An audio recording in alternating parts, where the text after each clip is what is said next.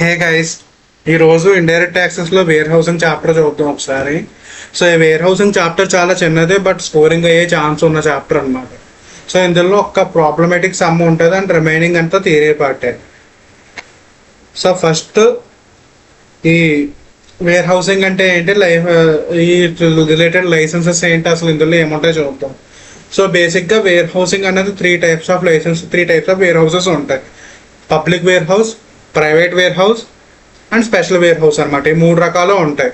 ఈ మూడు రకాల పబ్లిక్ వేర్ హౌస్లో లైసెన్సింగ్ అంటే ఏంటంటే, ఇందులో మనం ఏదైనా ఇంపోర్ట్ గూడ్స్ చేసుకున్న గూడ్స్ ఉంటాయి కదా, ఇంపోర్ట్ చేసుకుందాం అనుకున్న గూడ్స్ కానీ ఎక్స్పోర్ట్ చేద్దాం అనుకున్న గూడ్స్ కానీ ఏదైనా వాటి మీద మీరు డ్యూటీ అంటే కస్టమ్ డ్యూటీ పే చేయాల్సిన లయబిలిటీ ఉంటే కనుక ఆ గూడ్స్ అన్నిటిని అక్కడ పెట్టుకోవచ్చు అనమాట.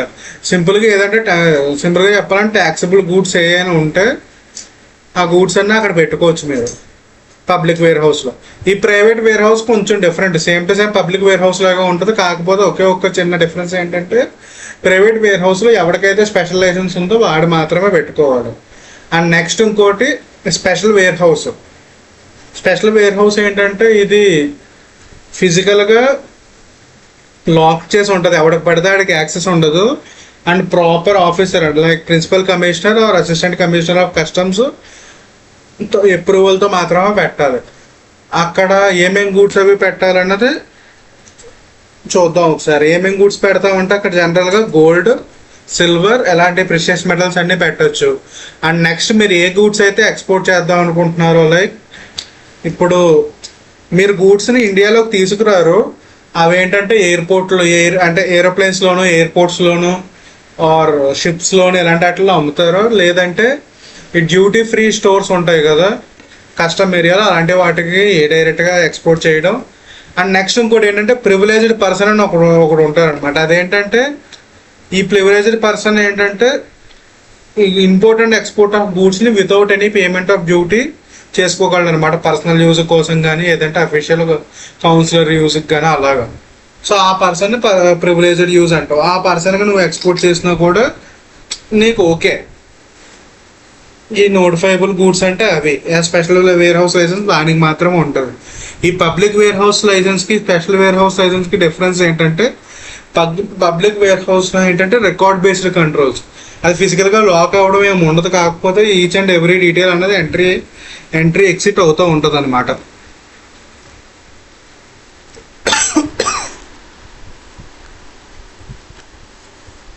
సో చూస్తున్నారు కదా ఇది. నెక్స్ట్ పాయింట్స్ ఏంటంటే, మనం ఇందులో కొన్ని ఇంపార్టెంట్ పాయింట్స్ ఉన్నాయి. వేర్ హౌసింగ్ పీరియడ్ ఒకటి, వేర్ హౌసింగ్ బాండ్ ఒకటి. ఈ రెండు కాన్సెప్ట్ల మీద మనకు మేజర్గా లాగేస్తుంది. Okay, so first warehousing bond గురించి చూద్దాం. ఓకే, వేర్ హౌసింగ్ బాండ్ కంటే ముందు క్యాన్సిలేషన్ ఆఫ్ లైసెన్స్ గురించి చూద్దాం. ఇది సింపుల్గా చెప్పాలంటే, మనకు ఆల్రెడీ పైన గూడ్స్ పెట్టుకున్న డిఫరెంట్ వేర్ హౌస్లో గూడ్స్ లైసెన్స్తో పెట్టుకుంటావు కదా. ఒకవేళ లైసెన్స్ క్యాన్సిల్ అయిపోయింది అనుకోండి, అప్పుడు ఏం చేస్తాం అన్నది ఈ పాయింట్లో చెప్తాం. ఈ పాయింట్ ప్రకారంగా ఏంటంటే, ఒకవేళ మీరు ఏదైనా వేర్ హౌస్లో గూడ్స్ పెట్టుకుని ఆ గూడ్స్ విత్ ఇన్ టైంలో మీరు క్లియర్ చేయకపోయినా ఆర్ కాంట్రవెన్షన్ ఆఫ్ ప్రొవిజన్స్ ఏదైనా జరిగి ఉన్నా కూడా, ఆర్ మీకు ఆ లైసెన్స్ క్యాన్సిల్ అయిపోయింది అనుకోండి సింపుల్గా చెప్పాలంటే, అప్పుడు ఆ గూడ్స్ని విత్ ఇన్ 7 days లోపు మీరు అక్కడి నుంచి రిమూవ్ చేయాలి. ఇది మెయిన్ పాయింట్. ఒకవేళ అలా కాంట్రవెన్షన్ ఏమి ప్రూవ్ అవ్వలేదు, బట్ ప్రొసీడింగ్స్ పెండింగ్లో ఉన్నాయి మీ అగెనిస్ట్ లైసెన్స్ క్యాన్సిల్ చేయడానికి, ఆ టైంలో ఏంటంటే అక్కడ కొత్త గూడ్స్ని పెట్టడానికి లేదు. కాకపోతే పాత గూడ్స్ మాత్రం ఈ కస్టమ్స్ ఆఫీసర్ మానిటరింగ్లో ఉంటాయి అన్నమాట, అదే వేర్ హౌస్లో ఉంటాయి. ఇది cancellation of license. Next bond గురించి మాట్లాడుతూ ఉన్నాను కదా. ఫస్ట్ ఎవరైనా ఈ బాండ్ అంటే సింపుల్గా చెప్పాలి ఏంటంటే, నేను మీకు ఫర్ ఎగ్జాంపుల్ 10 lakhs గూడ్స్ నేను ఇంపోర్ట్ చేసుకున్నాను. ఆ గూడ్స్ మీద 30 lakhs 35 lakhs ట్యాక్స్ కట్టాలని వచ్చింది అనుకోండి. ఆ ట్యాక్స్ అంతా నేను కడతాను, ప్రస్తుతానికి గూడ్స్ మీ దగ్గర ఉంచండి అన్నట్టుగా ఒక బాండ్ సంతకం పెట్టి ఇస్తాం అనమాట. అది గ్యారంటీగా ఉపయోగపడుతుంది. ఓకే, అది బాండ్ బేసిక్గా అంటే.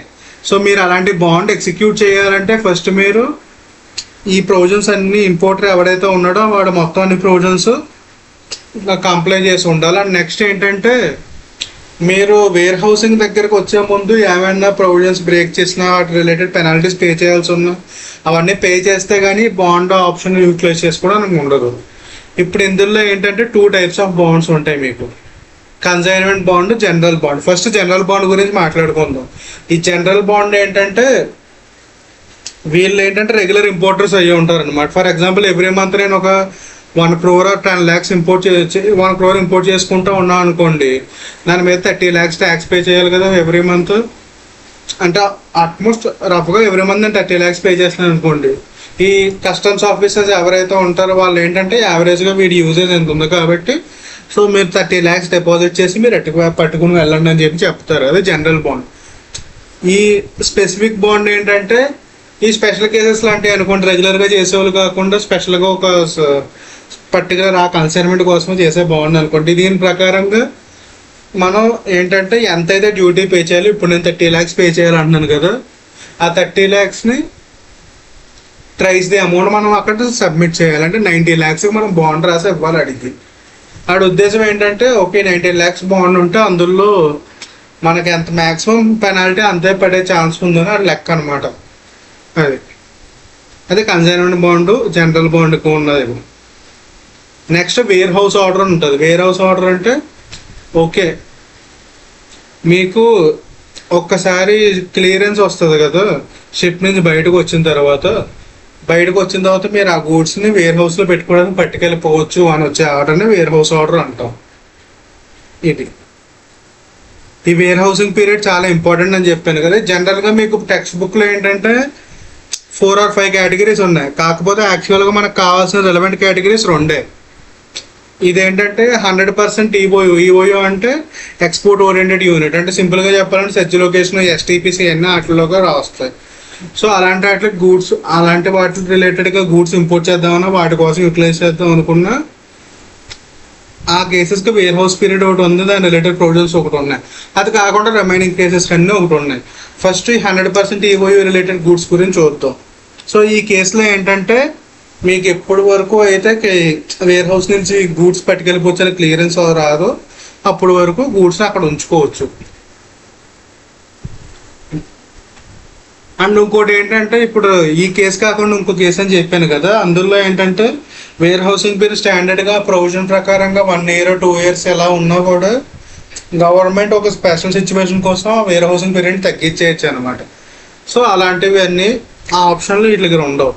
అండ్ నెక్స్ట్ ఇంకోటి ఏంటంటే ఈ వేర్ హౌసింగ్లో ఒకవేళ వేర్ హౌసింగ్ డ్యూటీని కరెక్ట్గా పే చేయలేదు అనుకోండి, ఈ 100% ఎక్స్పోర్ట్ ఓరియంటెడ్ యూనిట్స్ మీదకి ఎలాంటి ఇంట్రెస్ట్ పడదు అనమాట. వేర్ హౌస్లో ఉండాల్సిన టైం కంటే ఎక్కువ ఉంచినారు. అది ఒక పాయింట్ ఇంపార్టెంట్. సో ఇది కాకుండా అదర్ కేసెస్లో ఇంట్రెస్ట్ ఎలా ఉంటుంది అన్న పాయింట్స్ ఇప్పుడు చూద్దాం. సో ఫస్ట్ పాయింట్ ఏంటంటే ఇందులో అంటే అదర్ దాన్ 100% ఈఓయూ కేటగిరీలో ఉన్నాయి within 1 year from the date of warehouse order అనమాట. అంతసేపు మనం ఉంచుకోవచ్చు. ఇది ఫస్ట్ పాయింట్ మనకు బేసిక్గా. ఈ పీరియడ్ని మళ్ళీ 1 year ఎక్స్టెండ్ చేయొచ్చు మీరు ప్రిన్సిపల్ కమిషనర్ ఆఫీసర్ పర్మిషన్తో. అండ్ అలాగే ఇందాక ఆల్రెడీ చెప్పాను కదా కొన్నిసార్లు తగ్గించవచ్చు అని, ఇది కూడా అలాగే తగ్గించుకోవచ్చు ఈ పాయింట్. అండ్ నెక్స్ట్ ఇప్పుడు ఇందులోనే మనకి మెయిన్ ఇందాక సమ్ అన్నాను కదా, ఆ సమ్ రిలేటెడ్ ఇంట్రెస్ట్ పాయింట్ అనేది ఇందులోనే వస్తుంది. దీని ప్రకారంగా ఏంటంటే ఒకవేళ నీకు విత్ ఇన్ వేర్ హౌస్ పీరియడ్లో అదే ఆ బాండ్ పీరియడ్లో నువ్వు దాన్ని బయటికి తీసుకురాలేదు, మరి నీ గుడ్స్ నువ్వు బయటికి తీసుకురాలేదు, క్లియర్ చేసుకోలేదు. అప్పుడు ఏంటంటే ఎప్పుడైతే నీకు date of warehouse order date వచ్చిందో ఆ డేట్ నుంచి మీకు విత్ ఇన్ 90 days తర్వాత ఇంట్రెస్ట్ పే చేయడం స్టార్ట్ చేయాలి. 15% per annum అన్నారు. అది పాయింట్. దీని మీద ప్రాబ్లం ఉందా, ప్రాబ్లం చెప్పినప్పుడు మీకు క్లియర్గా అర్థమవుతుంది. ప్రస్తుతానికి అయితే 15% interest after expiry of 90 days from where house order అని గుర్తుంచుకోండి. సో ఈ పాయింట్స్ ఇవి. అండ్ నెక్స్ట్ ఏంటంటే ఈ ఇంట్రెస్ట్ అన్నది ఇండివిజువల్ కేసుని స్టడీ చేసి ఈ కస్టమ్స్ ఆఫీసర్స్ ఎవరైతే ఉన్నారో వాళ్ళు ఎగ్జామ్ చేయొచ్చు అనమాట, ఆ ఇంట్రెస్ట్ని వేవర్ చేయొచ్చు. అండ్ ఇంకొకటి ఏంటంటే మీరు ఏదైతే గూడ్స్ ఇంపోర్ట్ చేసుకున్నారో ఆ గూడ్స్ మీద ఎలాంటి డ్యూటీ కట్టాల్సిన అవసరం లేని లాంటి గూడ్స్ అనుకోండి, ఆ గూడ్స్ని వేర్ హౌస్ చేసినా కూడా ఒకవేళ వేర్ హౌసింగ్ పీరియడ్ కంటే ఎక్కువసేపు వాళ్ళ దగ్గర ఉంచినా దాని మీద ఇంట్రెస్ట్ కట్టక్కర్లేదు. దీని మీద చిన్న కేసు లాగా కూడా ఉంది, ఆ కేసు పేరు కూడా ఉంటుంది. ఈ పాయింట్ నెక్స్ట్ పాయింట్, ఆ 2 పాయింట్స్ కొంచెం మైండ్లో ఉంచుకోవాలి మనం. అండ్ వీటితో పాటు దీని రిలేటెడ్గా ఇంకో సిగ్నిఫికెంట్ కేసులో ఒకటి ఉంది, అది కేశవరాం కేసులో అంటారు అనమాట. అందులో ఏంటంటే ఒకవేళ నువ్వు గూడ్స్ విత్ ఇన్ టైంలో తీయలేదనుకోండి. సో ఇది ఎగ్జాంపుల్తో క్వశ్చన్తో పాటు చెప్తాను, అప్పుడు కొంచెం బాగా అర్థమవుతుంది. ప్రస్తుతానికి రఫ్గా చెప్పాలంటే ఈ ఇంట్రెస్ట్ అన్నది ఏ అమౌంట్ మీద క్యాలిక్యులేట్ చేయాలన్నది మారిపోతుంది అనమాట. రెగ్యులర్ ప్రొవిజన్ ఒకలా ఉంటుంది, కేసు లెవెల్లో ఒకలా ఉంటుంది. అది మైండ్లో ఉంచుకోవడానికి నెక్స్ట్ ఈ ప్రాబ్లం చెప్పినప్పుడు చెప్తాం మీరు. ఓ పని చేస్తా, ఫస్ట్ ఆ ప్రాబ్లం చెప్పి మీకు మిగతా చాప్టర్ కంటిన్యూ చేస్తాం. సో ఇక్కడ క్వశ్చన్ నెంబర్ 4. సో నేను క్వశ్చన్లో ఇంపార్టెంట్ మెయిన్ క్రక్స్ ఏదైతే ఉంటుందో అది హైలైట్ చేసి పెట్టేసాను ముందు. So bill of entry 14th May submit చేసాడు. అండ్ డిపాజిట్ ఆర్డర్ మనకు 21st May వచ్చింది. 4 months ఉంచుకోవాలి. కాకపోతే మనోడు 4 monthsలో క్లియర్ చేసుకోలేదు. సో ఇది మెయిన్ కంటెంట్ అక్కడ పైన ఉన్నది. సో మనకి ఇక్కడ టేబుల్ ఇచ్చాడు, రేట్ ఆఫ్ ఎక్స్చేంజ్ ఇచ్చాడు, బేసిక్ కస్టమ్ డ్యూటీ ఇచ్చాడు. మన రేట్ ఆఫ్ ఎక్స్చేంజ్ ఎప్పుడు ఏది తీసుకుంటాం, ఎప్పుడైతే బిల్ ఆఫ్ ఎంట్రీ ప్రెజెంట్ చేసామో ఆ రేట్ తీసుకుంటాం. అంటే ఇక్కడ 65.20 రూపీస్ ఉన్నది తీసుకుంటాం ఇంటూ 1 lakh.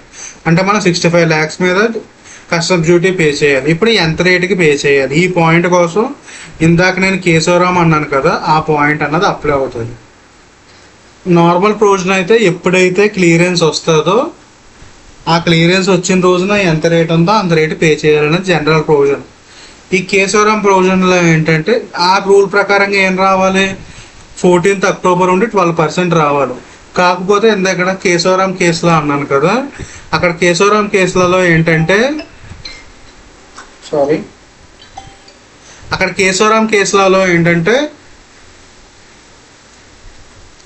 మీకు డీమ్డ్ రిమూవల్ అనే కాన్సెప్ట్ వస్తుంది. మీరు ఇక్కడ ఫర్ ఎగ్జాంపుల్ 21st September మనం రిమూవ్ చేయాలి, కాకపోతే రిమూవ్ చేయలేదు కాబట్టి డీమ్డ్ ఇంప్రాపర్ రిమూవల్ అంటారు దాన్ని. ఈ 21st September అనే డేట్ని ఏ రేట్ అయితే ఉంటుందో ఆ రేట్ని మనం తీసుకోవాలి. ఈ డీమ్డ్ ఇంప్రాపర్ రిమూవల్ అని వచ్చింది కాబట్టి.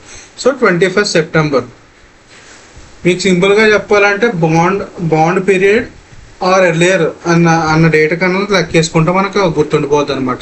మనకు బాండ్ పీరియడ్ అంటే ఇక్కడ 21st September, బాండ్ క్లియర్ అయింది ఎప్పుడు 14th October. సో మనకి రెండాట్లో ఏ డేట్ ఎర్లియర్ ఉందో 21st September ఉంది.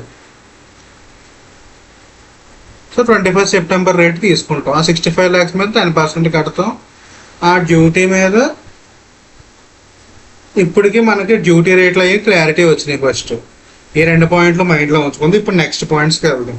ఇప్పుడు ఏంటి, మనకి ఇంట్రెస్ట్ అర్థం కావాలి. ఇంట్రెస్ట్ అర్థం కావాలంటే నేను ఏం చెప్పాను, ఫస్ట్ మీకు ఎప్పుడైతే ఇక్కడ ఫస్ట్ మీరు చెక్ చేసిన కండిషన్ విత్ ఇన్ టైంలో మనం గూడ్స్ బయటికి తెచ్చామో లేదా, ఇక్కడ తీసుకురాలేదు. సో కాబట్టి ఇంట్రెస్ట్ పాయింట్ అప్లై అవుతుంది. ఈ ఇంట్రెస్ట్ పాయింట్ ఎలా అప్లై అవుతుంది మనం చదివిన ప్రొవిజన్ ప్రకారం. So date of warehouse order ఎప్పుడు వచ్చింది, 21st May వచ్చింది. అప్పటి నుంచి 90 days. ఈ అప్పటి నుంచి 90 days అంటే ఎప్పటికి అవుతుంది, 19th August 90 days కంప్లీట్ అవుతుంది. దాని తర్వాత నుంచి 14th October వరకు ఎన్ని డేస్ ఉందో అన్ని డేస్కి పేమెంట్ చేయాలి. సో 19th August తర్వాత 14th October వరకు మధ్యలో 56 days ఉంది. సో ఈ 56 days మీద 15% ఇంట్రెస్ట్ పే చేస్తాం. సో ఆ సమయం ఇక్కడ నేను ఇచ్చాను. మీకు క్యాలిక్యులేషన్ మీకు కావాలంటే క్లియర్గా చూసుకోండి. ఒక 5 seconds స్క్రీన్ మీద ఉంచుతాను.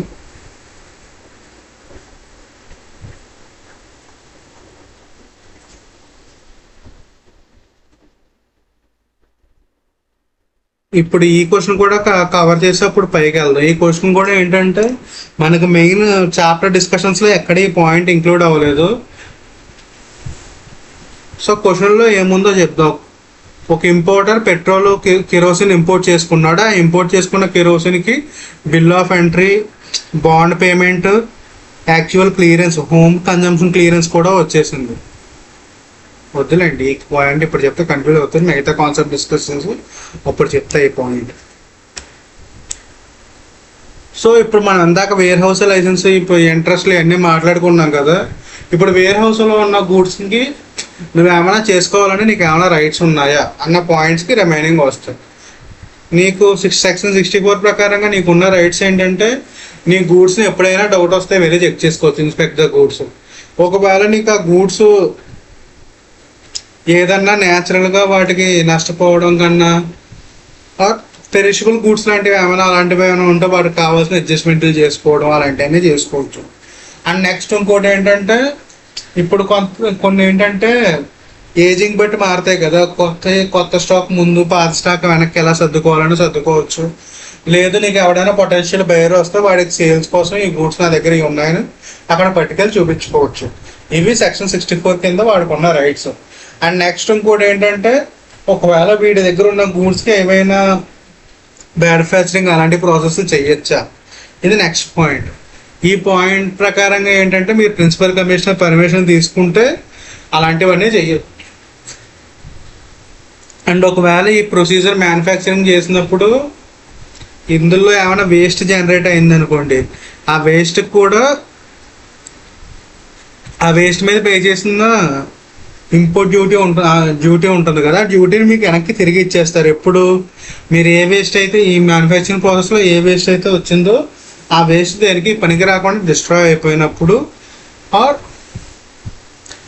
మీరు ఆల్రెడీ ఆ వేస్ట్కి కూడా ఇనీషియల్గా డ్యూటీ కలిపి కట్టేశారంటే 10,000 లీటర్స్ ఆఫ్ కిరోసిన్ ఉందనుకుంటే మీరు తిరిగి చూసుకునేటప్పుడు 9,900 ఉందనుకోండి, మీరు 100 దానికి కూడా కట్టేశారనుకోండి, ఆ 100 మీకు తిరిగి ఇస్తారు. అదనమాట.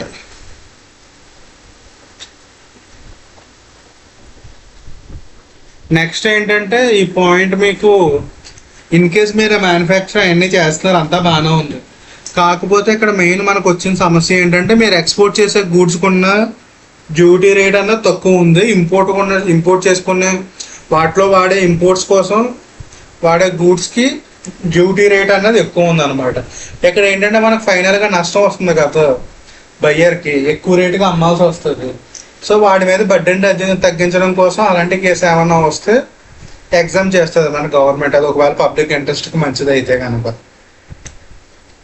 అండ్ నెక్స్ట్ ఏంటంటే ఇప్పుడు ఈ ప్రొవిజన్స్ అన్ని చూసుకున్నాం, గూడ్స్ మ్యానుఫ్యాక్చరింగ్ అయ్యింది, అట్లా అడ్జస్ట్మెంట్ అయితే అన్నీ అయినాయి.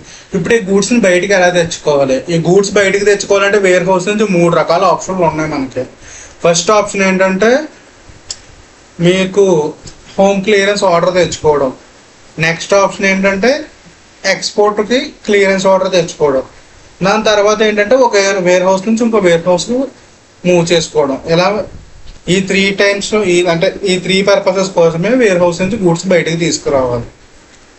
ఓకే, ఫస్ట్ వేర్ హౌస్ నుంచి వేర్ హౌస్కి మార్చాలంటే మీకు ప్రిన్సిపల్ కమిషనర్ పర్మిషన్ ఉంటే సరిపోతుంది.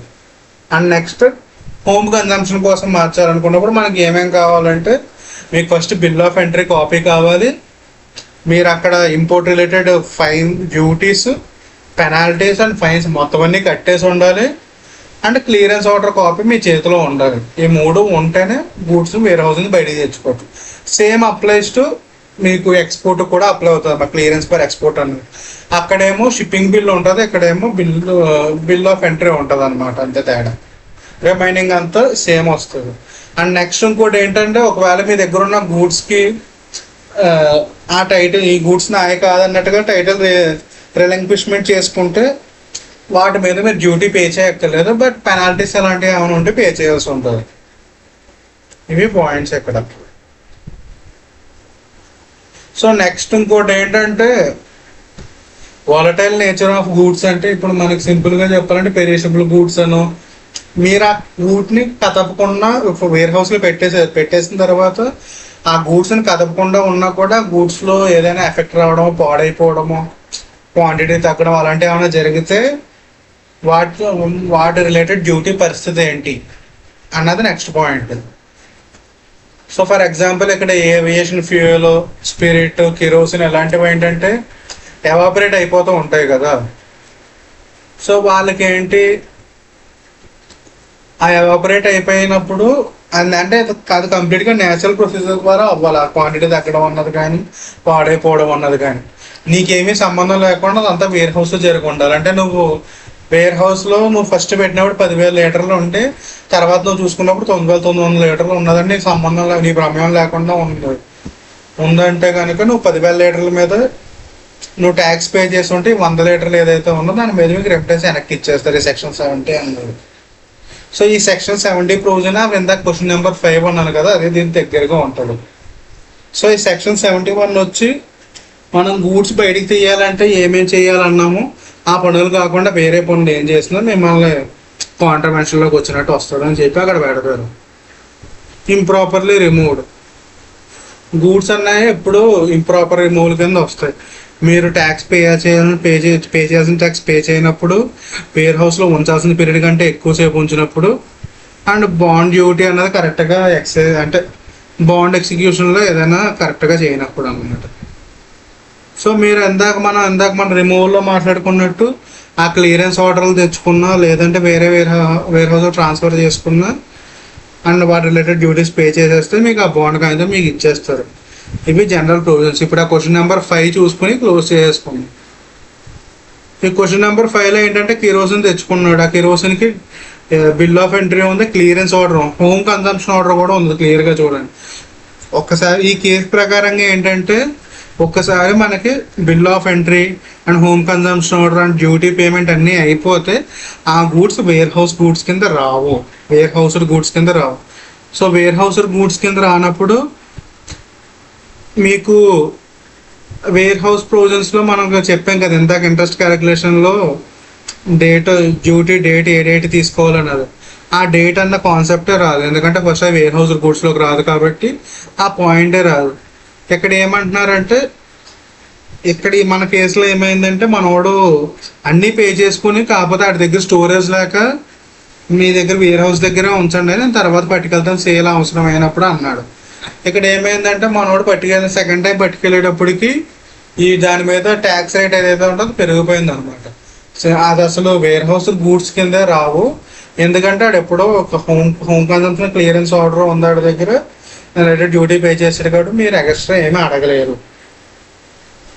అన్నది 5th క్వశ్చన్ అన్నది సారాంశం అనమాట. సో మ్యాక్సిమం మీకు అదంతా కవర్ చేసిన సింపుల్గా చిన్న చాప్టర్ ఇది. మీరు ఇది చూసుకుంటే సరిపోతే అడిషనల్గా సెపరేట్గా దీని చాప్టర్ మీద విడిగా క్వశ్చన్స్ ఏమీ లేవు. Okay, bye.